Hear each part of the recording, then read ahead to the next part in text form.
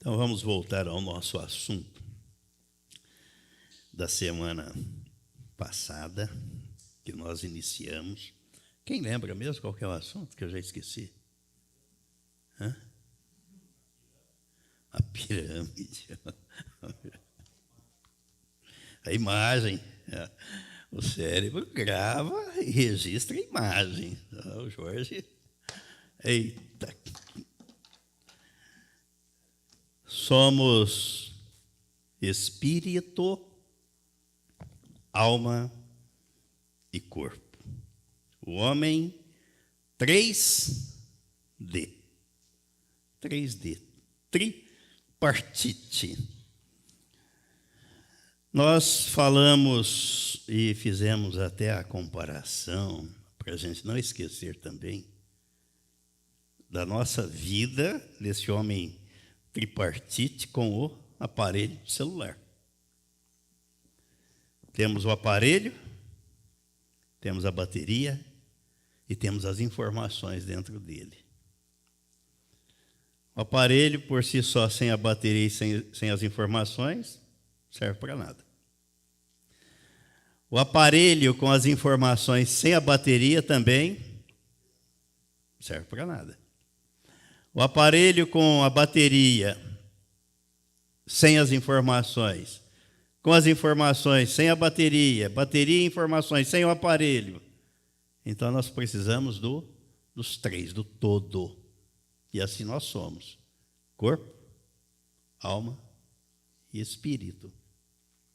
O espírito, comparando com a bateria, que precisa estar sempre carregada, porque se estiver descarregado também, inútil. Energia. Isso vem de onde?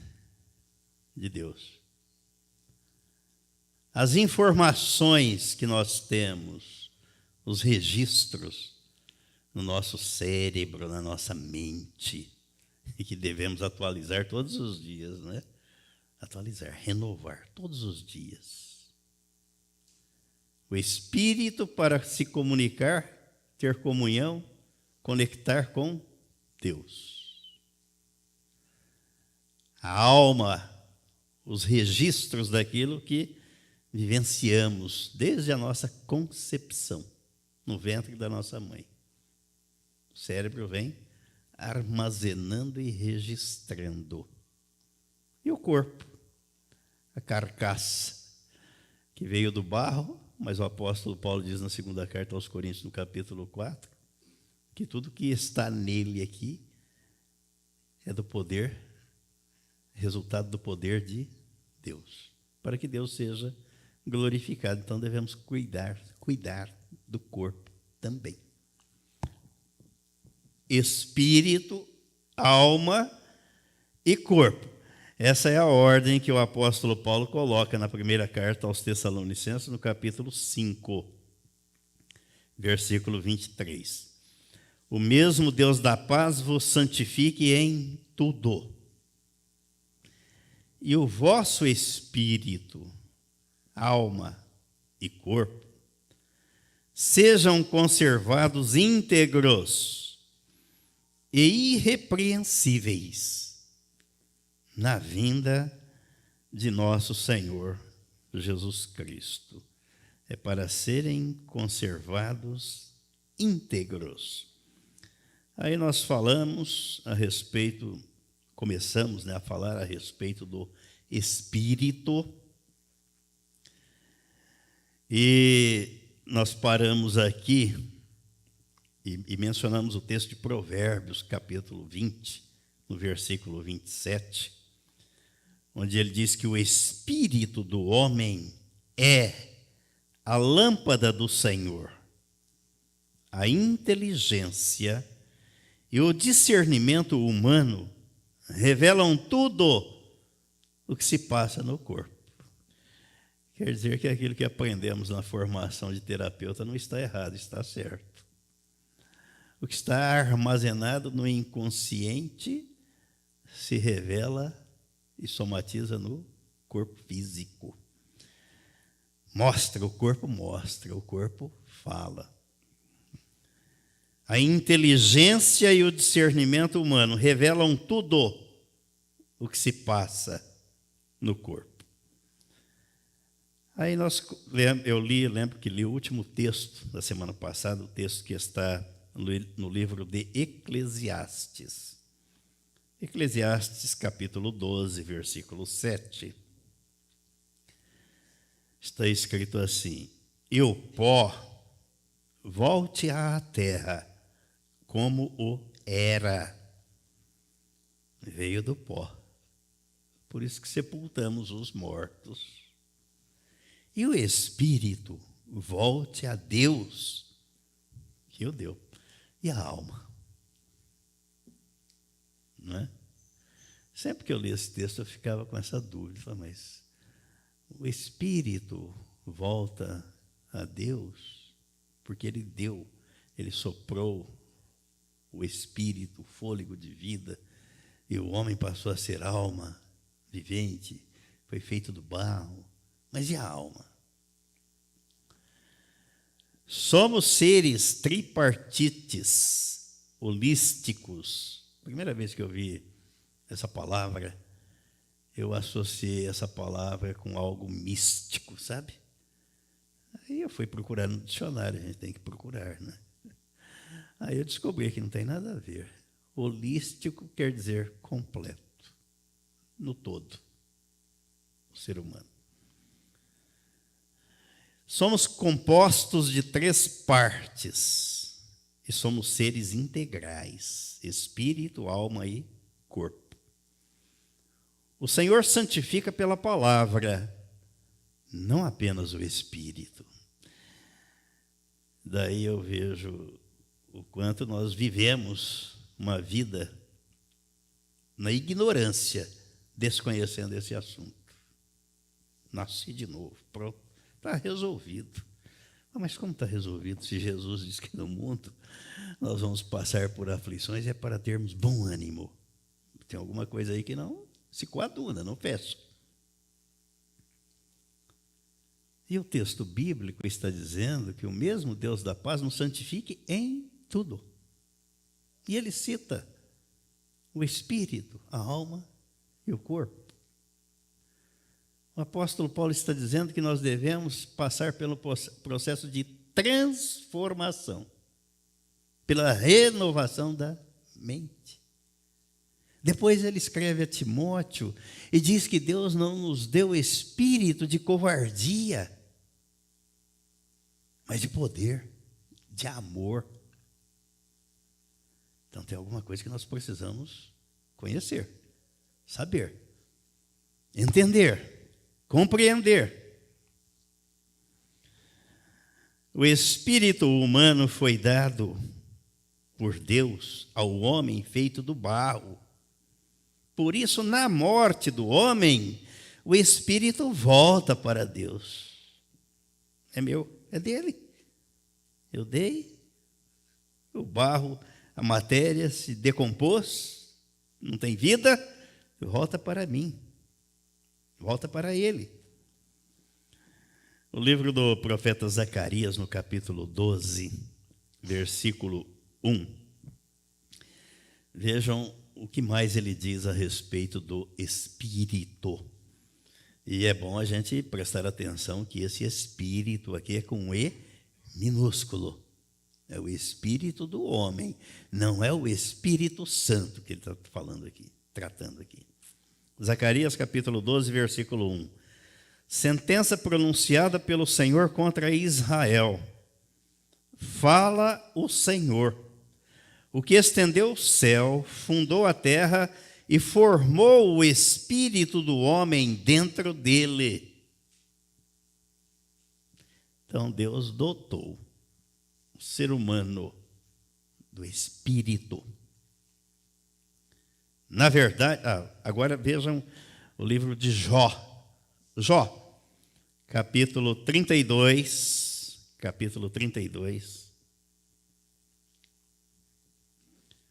o versículo 8. Na verdade, há um espírito no homem, e o sopro do Todo-Poderoso o faz sábio. Então Deus deu para nós, para o ser humano, uma parcela do seu poder. O seu poder. E não é para a gente viver com medo. Aliás, eu li uma coisa fantástica essa semana num livro. E é muito interessante. E a gente não para prestar atenção. Ele disse assim, medo e fé. São duas coisas baseadas no desconhecido. Você tem medo do quê? Nem eu sei. Mas você tem fé. Você está vendo aquilo? Não. Mas é pela fé. Então, por que ao invés do medo, você não aplica e não pensa, não utiliza a fé? Se os dois são baseados em algo desconhecido, faça uso da fé. Abandone o medo. Aliás, João diz na primeira carta dele que a fé lança fora o medo. Lança fora o medo. Romanos, capítulo 8, versículo 16.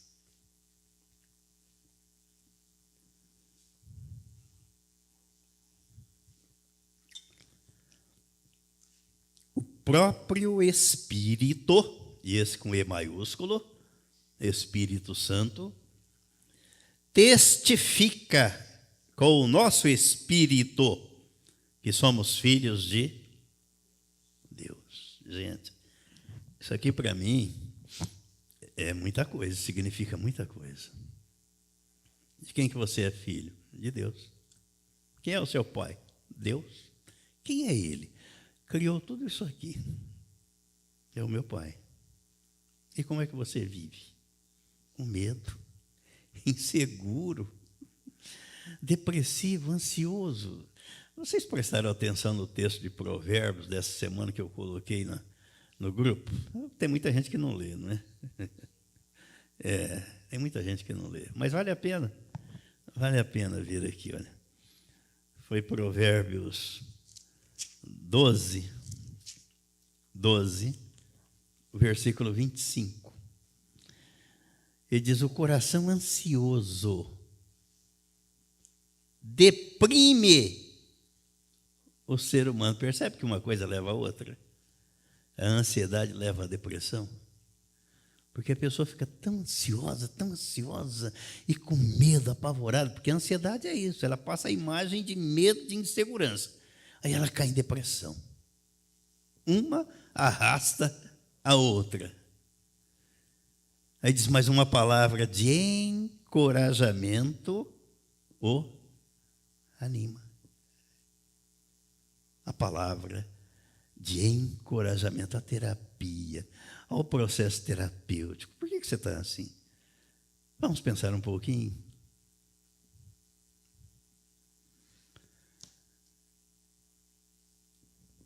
O Espírito Santo testifica. Ele está dizendo, olha, você é filho de Deus, você nasceu de novo, porque você creu na sua inclusão no corpo de Cristo, na obra redentora do Calvário. Cristo incluiu você no mesmo sacrifício, a sua natureza pecaminosa morreu e foi sepultada, e você foi ressuscitado por Deus juntamente com Cristo. E agora você está assentado espiritualmente nos lugares celestiais em Cristo. E Deus é o teu Pai. Ele cuida de você. Ele já fez tudo para você e por você. Agora caminhe em direção às coisas, às boas obras que Ele já preparou para você. Ele não vai preparar, Ele já preparou para você. É pela fé. Creia. Visualize. Ele cuida de você. O Espírito Santo está falando. Está falando. 1 Coríntios, capítulo 2, versículo 12.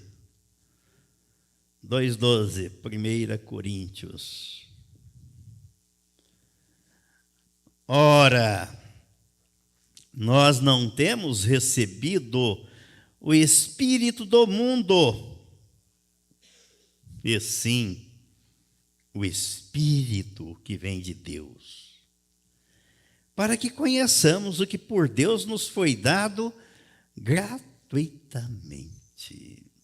O que é que o mundo, a mensagem que o mundo passa, qual é? Você não pode. E qual é a mensagem da Bíblia? Tudo posso, naquele que me fortalece. Qual é a mensagem do mundo? Você não é capaz. Qual é a mensagem da Bíblia? O meu Deus, segundo a sua riqueza em glória, há de suprir em Cristo Jesus cada uma das minhas necessidades. Qual é a mensagem do mundo? Você não presta. Qual é a mensagem da Bíblia? Se você está em Cristo, você é nova criatura. As coisas velhas já passaram tudo. Você fez novo. Qual é a mensagem do mundo? Você é um pecador. Qual é a mensagem da Bíblia? Deus não se lembra mais dos meus pecados. Irmãos, é só ajustar a mente, a visão, a palavra. Eu não recebi o Espírito do mundo. Eu recebi o Espírito que vem de Deus, o Espírito Santo. E é Ele que me põe em pé e me faz andar vitorioso. É Ele. O apóstolo Paulo traz aqui um elemento para entendermos a conexão e a ligação do espírito humano com Deus. Espírito, alma e corpo. Ele diz que recebemos o Espírito que vem de Deus.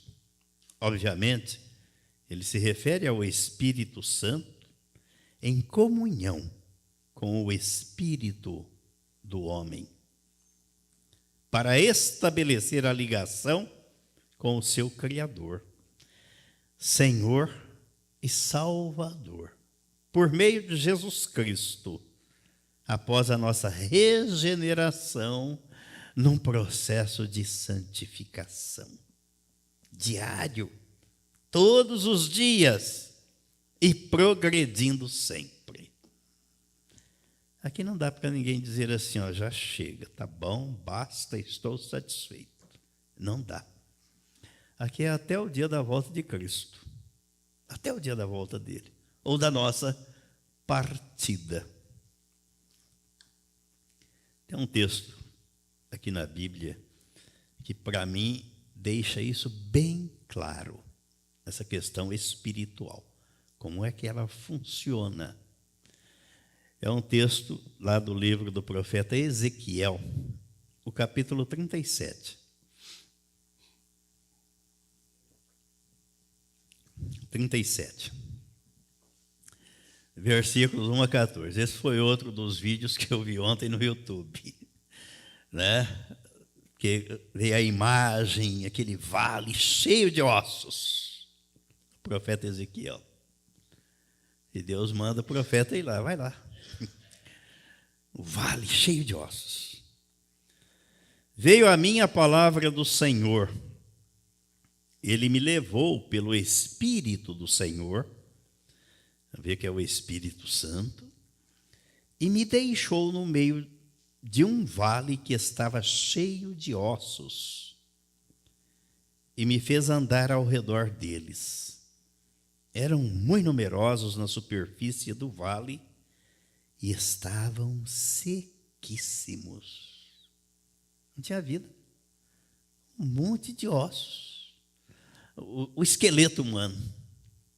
Osso seco.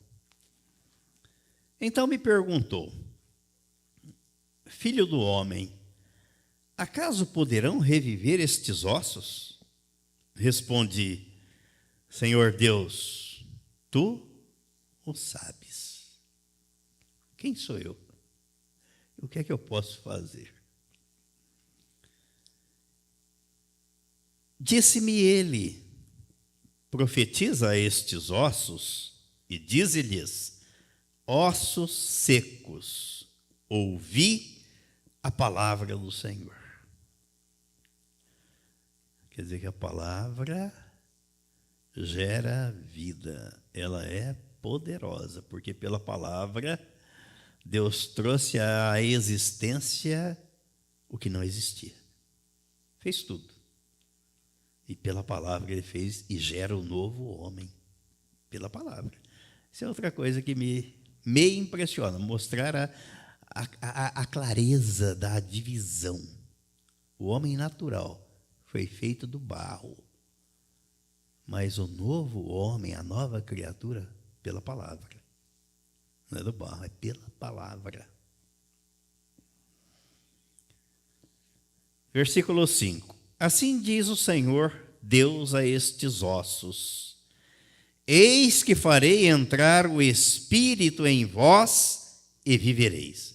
Aqui já é o Espírito com E minúsculo, o que gera vida, mas não a vida espiritual. O fôlego de vida, a ação divina, dando vida a quem não tinha vida, a quem estava morto.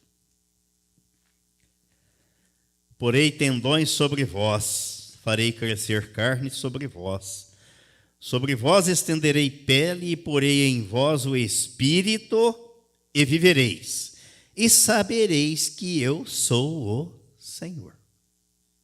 Ação divina, Deus agindo. Então profetizei segundo me fora ordenado, uma ordem. Ezequiel vai lá e fala: ossos secos, ouvi a palavra do Senhor. Profetizei.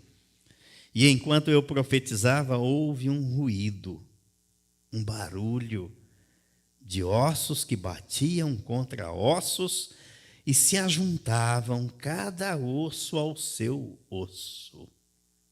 Começou a ganhar vida, porque a palavra de Deus é vida. É João capítulo 6, versículo 63, quando Jesus disse: as palavras que eu vos digo são espírito e são vida. Ela gera vida. Olhei, e eis que havia tendões sobre eles, o versículo 8. E cresceram as carnes, e se estendeu a pele sobre eles, mas não havia neles o Espírito. Faltava vida espiritual. Nascemos assim, como uma caveira, um esqueleto seco, sem vida. A palavra gera vida. A vida zoe, a vida divina. Versículo 9. Então ele me disse: o trabalho poderia estar encerrado aqui, não é? O senhor mandou, profetizei, estão vivos, mas ainda faltava uma segunda etapa, uma segunda missão a ser cumprida pelo profeta. Então ele me disse: profetiza ao Espírito, profetiza, ó filho do homem, e diz-lhe: assim diz o Senhor Deus: vem dos quatro ventos, ó Espírito, e assopra sobre estes mortos para que vivam. Dá para lembrar do que Jesus disse a Nicodemos, que o que é nascido de novo é como o vento. Você não vê, mas você não vê o vento, mas você vê o resultado. O que é nascido de novo, a vida dele é transformada, é mudada, é regenerada. Assopra sobre estes mortos para que vivam. Profetizei como ele me ordenara, e o Espírito entrou neles. E viveram, e se puseram em pé, um exército sobremodo numeroso. O que estava morto ganhou vida. Então me disse: filho do homem, Estes ossos são toda a casa de Israel. E se a gente parar para pensar aqui, o povo da aliança, o povo da lei, o povo a quem Deus deu o culto, como o apóstolo Paulo disse na carta aos Romanos, foi para eles. Mas espiritualmente estavam e continuam fora de Cristo, mortos, sem vida. Versículo 11. Então me disse: filho do homem, estes ossos são toda a casa de Israel. Eis que dizem: os nossos ossos se secaram, e pereceu a nossa esperança, estamos de todo exterminados. Portanto, profetiza e dize-lhes: assim diz o Senhor Deus: eis que abrirei a vossa sepultura e vos farei sair dela, ó povo meu, e vos trarei à terra de Israel. E sabereis que eu sou o Senhor, quando eu abrir a vossa sepultura e vos fizer sair dela, ó povo meu. Porei em vós o meu espírito, e vivereis, e vos estabelecerei na vossa própria terra. Então sabereis que eu, o Senhor, disse isto e eu fiz, diz o Senhor. Estou lendo aqui, lembrando que quando eu comecei a procurar ontem no YouTube, e logo apareceu lá Romanos 4,17, eu falei, meu pai, era o que eu estava falando quarta-feira, né, falando exatamente sobre isso. Aí, na sequência, eu vi o vídeo aqui sobre o profeta Ezequiel, o vale de ossos secos. E depois eu fui ver uma matéria sobre o ataque, agora lá de Israel. Na verdade, Israel não atacou o Irã. Israel está revidando o que o Irã fez a vida toda contra Israel. E é bíblico. São profecias que se cumprem a cada dia. Esse vídeo aí vale a pena, viu? Ver esse documentário, o revide de Israel ao Irã, de onde o Irã fez parte de Israel por um período da história, o antigo reino da Pérsia, o reino persa, babilônico, sempre esteve ali ligado a Israel. E assim como Deus sempre suscitou os inimigos contra Israel para mostrar o poder dele, Deus, e aos olhos do mundo, no globo terrestre, Israel é uma faixa de terra muito pequena e quase que insignificante aos olhos humanos. Mas foi o lugar que Deus escolheu. É o centro do globo terrestre. E o mundo, as nações árabes ali, odeia Israel. Querem destruir Israel. Mas não vai destruir. Porque foi o lugar que Deus separou, escolheu, e é onde Jesus vai descer quando ele voltar. Não no arrebatamento. O arrebatamento será nas nuvens, depois do arrebatamento. O Espírito de Deus formou em nós, além da alma e do corpo, o Espírito que Deus formou em nós, além da alma e do corpo, serve para contatar o mundo espiritual, para termos relacionamento com Deus, vida zoe, comunhão com o Senhor. Aí o